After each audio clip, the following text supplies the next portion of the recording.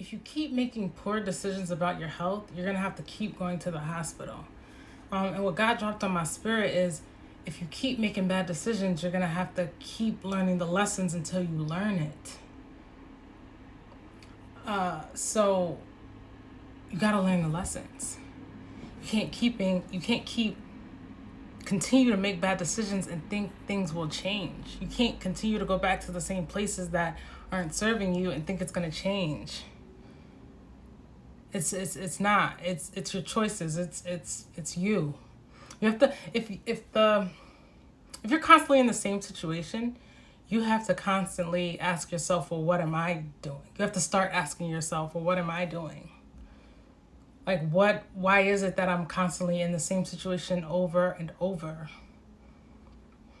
Because there's a reason for it. That's not a coincidence.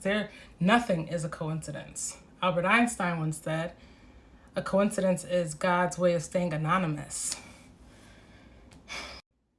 Like, the definition of insanity is doing the same thing over and over and expecting things to change. You have to evaluate what you're doing if you're constantly in the same situation.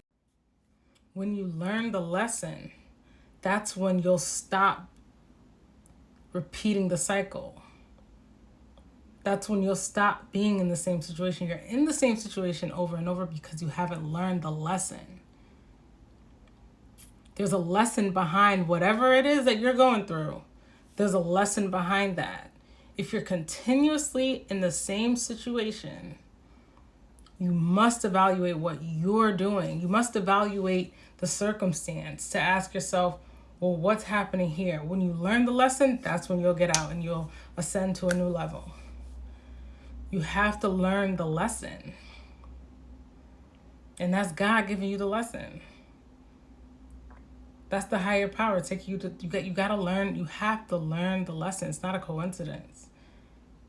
It's not a coincidence. I love you.